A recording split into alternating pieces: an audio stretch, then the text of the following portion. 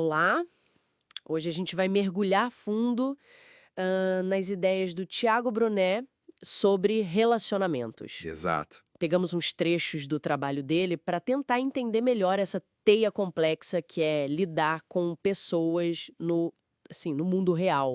E ele faz um contraste interessante, né, entre o mundo ideal, que a gente imagina, Uhum. e o mundo real, cheio de, sabe, inveja, crítica, esses desafios todos. Complicado. E a tese central dele é que, no fim das contas, são as pessoas que definem nossa felicidade, nosso sucesso, tudo passa por elas. Faz muito sentido, né? Não adianta nada ser bilionário numa ilha deserta. Pois é. Mas aí fica a pergunta: se tudo depende de gente, como é que a gente aprende a lidar com gente? É isso que a gente vai tentar desvendar aqui. E ele propõe umas ferramentas, começando por uma forma de ver as amizades, sabe? Inspirada, segundo ele, na trajetória de Cristo. São 3 esferas. 3 esferas. A primeira ele chama de amigos estratégicos. Soa meio calculista, não? É, pode parecer à primeira vista. Mas a ideia não é bem essa. É mais sobre reconhecer que algumas conexões são importantes para a gente atingir certos objetivos, mesmo que não sejam tipo amigos íntimos. Entendi. Pensa como, sei lá, andaimes numa construção. Essenciais para uma fase, sabe? Ajudam a chegar a algum lugar. Tá, não são permanentes, mas cumprem um papel ali. Exato. Ajudam a alcançar algo específico. Ele até menciona os seguidores que viram a ascensão de Jesus foram estratégicos para a mensagem se espalhar no início. Não é usar, é entender a função. Ok, peguei a ideia. É um olhar mais funcional para algumas relações. E a segunda esfera, os necessários. Quem seriam esses? Ah, esses são aqueles com quem a gente convive por necessidade mesmo. Tipo colega de trabalho, vizinho, aquela turma que a vida meio que impõe, né? Isso, gente que está no nosso caminho por circunstância. E aí precisa de maturidade para navegar isso. Imagino. Brunetti até cita um CEO bilionário que falava que era melhor fazer amizade com um colega do que tentar trabalhar com um amigo íntimo. Nossa, interessante isso. É, requer saber lidar com uma certa superficialidade, talvez, que é necessária nessas relações. É, nem toda relação precisa ser super profunda para funcionar, né? Faz sentido. E por último, a esfera mais próxima, os íntimos. Ah, esses sim. São essenciais porque ele chama de sobrevivência emocional. Sobrevivência emocional, forte isso. É. São o nosso porto seguro, né? Onde a gente desabafa, conta segredo, sonha junto. Aqueles que ficam depois da tempestade, sabe? Que valorizam a presença mais que presente. Aqueles que estão lá pro que der e vier. Exatamente. E ter esse grupo pequeno, para Brunetti, não é privilégio, é necessidade básica mesmo. Muito bom essa categorização, já ajuda a organizar a cabeça. E isso conecta com outra ideia dele, né?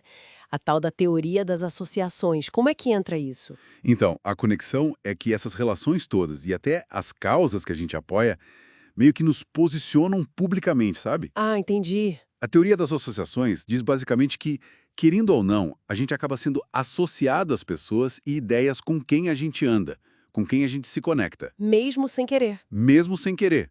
Uma foto postada, um comentário, sei lá. De repente, você está de um lado, atraindo amigos e inimigos daquela pessoa ou daquela causa. Caramba, isso hoje em dia com rede social é muito real. Muito. Ele dá o exemplo dele mesmo, né, que a imagem associada a uma igreja diminuía views de vídeos porque algumas pessoas tinham feridas com a instituição. Nossa, mostra como a percepção dos outros é afetada por essas conexões. Exato. Ou o exemplo bíblico lá de José de Arimateia, que era discípulo secreto de Jesus porque tinha medo, né? Medo de associar a imagem dele publicamente. É, o medo do julgamento, da consequência da associação. Isso. Mostra bem o poder dessas conexões que às vezes a gente nem percebe. E aí, naturalmente, a gente pensa, como lidar com quem a gente não escolheu ter por perto? Os tais incontornáveis. Família complicada, chefe difícil. Quem nunca? Pois é, e a proposta dele não é partir para o confronto, não. E o que fazer então? Só aceitar e pronto? A aceitação é uma parte importante, sim. Mas a chave mesmo, segundo Brunetti, é o perdão. Perdão? É. Ele usa muito o exemplo de José do Egito perdoando os irmãos que o venderam. A ideia não é dizer que o outro estava certo ou ficar buscando quem tem razão. Entendi. É mais sobre se libertar do peso da mágoa, sabe? Para poder seguir em frente. É quase uma autodefesa emocional. Uma ferramenta para nossa própria paz, então. Poderoso isso. E para os contornáveis, aqueles que a gente poderia evitar, mas que às vezes estão ali gerando atrito. E a sugestão é mais sobre flexibilidade. Sabedoria.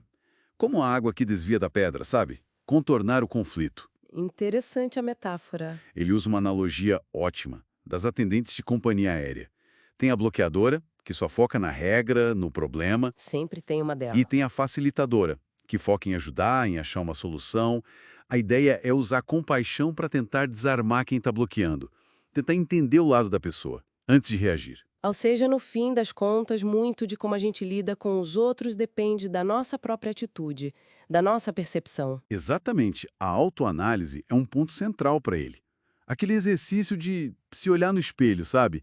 Reconhecer que, muitas vezes, a dificuldade que a gente vê no outro pode ter raiz na gente mesmo. A gente pode ser parte do problema sem perceber. Pode, como ele diz de forma bem direta, pessoas ferem, outras curam.